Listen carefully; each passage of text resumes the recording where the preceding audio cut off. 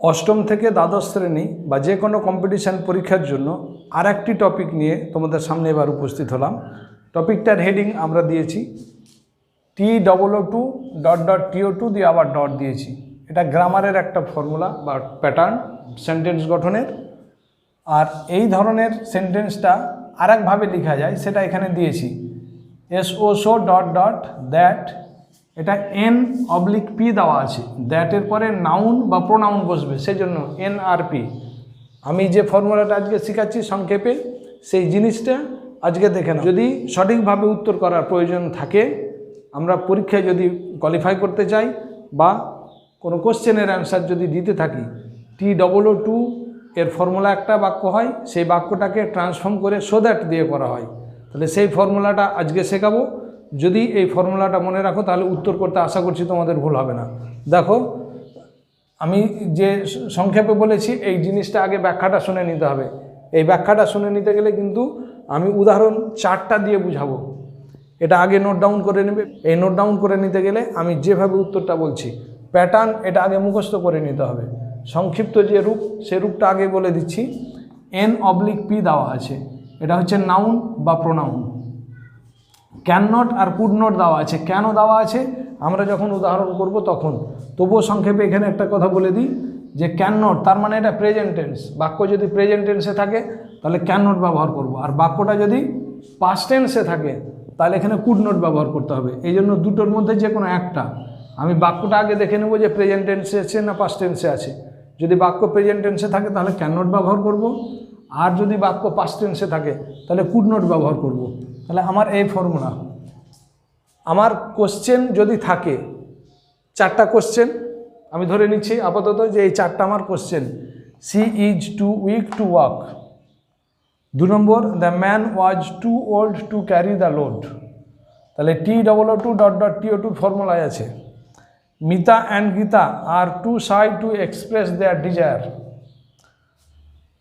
Rohit was too short to touch the branches of the tree.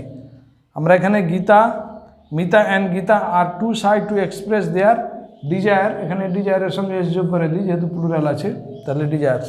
দেখো, তাহলে এই বাক্যটা যদি দেওয়া থাকে, এই 4টা বাক্য যে কোনো একটাই যদি দেওয়া থাকে, আমার কোশ্চেন কি থাকবে আমি আগে সেই জিনিসটা বুঝে নেব। দেখো কোশ্চেন, ওমিট বা রিমুভ T222।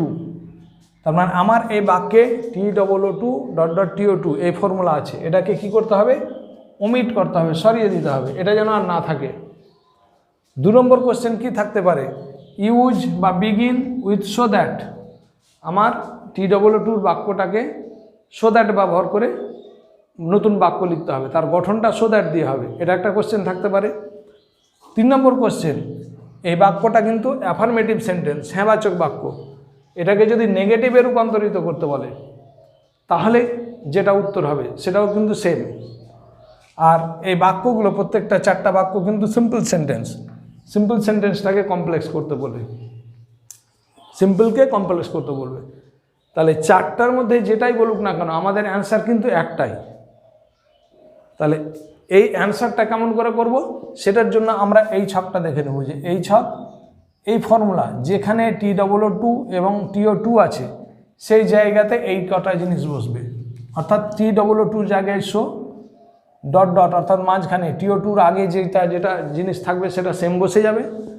আবার যে 2 আছে সেই TO2-র জায়গায় এই যে দ্যাটের পরে নাউন বা প্রোনাউন, আর ক্যান নট আর কুড নট। এটা বলে দিয়েছি আগে যে প্রেজেন্ট টেন্সে থাকলে ক্যান নট আর পাস্ট টেন্সে থাকলে কুড নট। তাহলে এই ফর্মুলা যদি আমি মনে রাখি তাহলে উত্তর আমি ঠিক করতে পারবো। কেমন করে? মানে উদাহরণ দিয়ে দেখিয়ে দিচ্ছি। দেখো এখানে সিটা সাবজেক্ট, তাহলে সাবজেক্টের কোনো পরিবর্তনের কথা বলিনি, এখানে যেমনকার তেমন থাকবে। তাহলে সি। এই যে ইজ, তাহলে ইজ আমাকে বলে দিচ্ছে প্রেজেন্ট টেন্সে আছে, তার মানে ক্যান নট বসবে। তাহলে ইজ বসালাম। T222 জায়গায় শো বসাতে বলেছি, তাহলে T222 জায়গায় শো বসালাম। তারপরে দেখতে পাচ্ছি উইক কথাটা আছে, তাহলে উইক বসাবো। তারপরে আবার 2 আছে, এই 2 এর জায়গায় বলেছি দ্যাট, তাহলে আগে দ্যাট বসাবো। N বা P বলেছি, নাউন বা প্রোনাউন, তাহলে নাউন আমার এখানে নেই, সিটা প্রোনাউন, তাহলে যে প্রোনাউন আছে সি, তাহলে এই সিটা আবার বসবে। যদি নাউন থাকতো তাহলে নাউনের বদলে কিন্তু যে প্রোনাউনটা সেটা বসবে, তাহলে প্রোনাউনটা বসলো। তারপরে বলেছি ক্যান নট বা কুড নট, তাহলে ক্যান নট আর কুড নটে কোনটা বসাবো? আমি বাক্য দেখতে বলেছি প্রেজেন্ট না পাস্ট, তাহলে বাক্য বলেছে ইজ প্রেজেন্ট, তাহলে ক্যান নট বসবে, ক্যান নট বসালাম। কি বাকি আছে? তাহলে TO2 জায়গায় হলো আমার দ্যাট সি ক্যান নট। এবার ওয়াক বাকি আছে, তাহলে ওয়াকটা বসিয়ে দিলাম। উত্তরটা কিন্তু আমার হয়ে গেল। তাহলে বাক্যটা ছিল কি অ্যাফার্মেটিভ, সেটা নেগেটিভ হলো। বাক্যটাই TOO2 ছিল, সেটা সরিয়ে দিলাম, তাহলে এটা উত্তর হলো। বাক্যটায় সো দ্যাট ব্যবহার করতে বললো, আমি সো দ্যাট ব্যবহার করে নিলাম। অ্যাফার্মেটিভ সেন্টেন্স, এটাকে নেগেটিভ করতে বলেছে, তাহলে এই যে নট ক্যান নট বসেছে, তাহলে নেগেটিভ হয়ে গেল। বাক্যটা সিম্পল, একটা সাবজেক্ট, একটা প্রেডিকেট, একটা ফাইনাইট ভার্ব আছে, বাক্যটা সিম্পল, তাহলে তাকে কমপ্লেক্সে পরিণত করলাম। সি ইজ সো উইক, এটা একটা part, that she can not এটা আর একটা পার্ট, তাহলে ক্লজ হয়ে কমপ্লেক্সে পরিণত হয়ে গেলো, তাহলে কমপ্লেক্স হয়ে গেল। তাহলে একটা বাক্য দেওয়া আছে, 4 রকমের কোশ্চেন থাকতে পারে, প্রত্যেকটার উত্তর কিন্তু সেম, এটাই উত্তর হবে। তাহলে এই ফর্মুলা মনে রেখে দিলে কিন্তু আমার অ্যান্সার করা হয়ে গেল। দ্বিতীয় এক্সাম্পলে চলে আসছি। দি ম্যান আছে, এটা সাবজেক্ট, তাহলে সাবজেক্টের জায়গায় বসবে। ওয়াজ, তাহলে ওয়াজ বসালাম। TOO2 জায়গায় বলেছি শো বসাতে, তাহলে শো বসাবো। ওল্ড আছে, ওল্ড বসিয়ে দিলাম। TO2 জায়গায় বলেছি দ্যাট নাউন প্রোনাউন, তাহলে দ্যাট বসালাম। নাউন বা প্রোনাউন, নাউনটা আছে দি ম্যান, তাহলে দি ম্যানের প্রোনাউন কি? ব্যক্তি, পুরুষ বোঝাচ্ছে, তাহলে হি বসালাম। ক্যান নট বসাবো না কুড নট বসাবো? বাক্যটাকে দেখব, বাক্যতে দেখতে পাচ্ছি ওয়াজ পাস্ট টেন্স, তাহলে কি বসবে? কুড নট বসে গেল। আমি ওয়াজ, সেই জন্য কুড নট। এটা ছিল ইজ, সেই জন্য বসেছে ক্যান নট, তাহলে হিয়ের পরে বসাবো কুড নট। কি বাকি আছে? ক্যারি দ্য লোড, তাহলে ক্যারি দ্য লোড। আমার উত্তর হয়ে গেল। একই ফর্মুলা। আবার 3 নম্বর ফর্মুলা চলে যাব। মিতা অ্যান্ড গীতা সাবজেক্ট, তাহলে মিতা অ্যান্ড গীতা লিখব।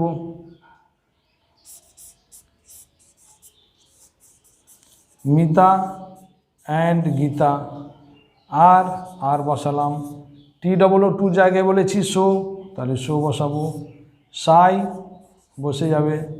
TO2 জায়গায় বলেছি দ্যাট, দ্যাটের পরে প্রোনাউন বসবে নাউনটার। মিতা অ্যান্ড গীতা দুজনকে বুঝাচ্ছে, তাহলে তার প্রোনাউন দে বসলো। ক্যান নট বসাবো না কুড নট বসাবো? আমার এখানে আর আছে প্রেজেন্ট, তাহলে ক্যান নট বসাবো। বাকি আছে কি? এক্সপ্রেস দেয়ার ডিজায়ার, তাহলে এক্সপ্রেস দেয়ার ডিজায়ার্স লিখে দিলাম। আমার আগের ফর্মুলাতেই এই উত্তরটাও কিন্তু হয়ে গেল। 4 নম্বর আরেকটা, তাহলে আরেকবার উদাহরণ দেখে নিই। রোহিতের জন্য রোহিত বসলো আমাদের সাবজেক্ট, যেটা সেই বসলো। ভার্ব বসবে ওয়াজ, বসে গেল। TOO2 জায়গায় বসাতে বলেছি শো, তাহলে শো বসালাম। শর্ট আছে, শর্ট বসাবো। TO2 জন্য বলেছি আগে দ্যাট, তাহলে দ্যাট বসলো। নাউন বা প্রোনাউন রোহিতের বদলে বসবে হি, বসালাম।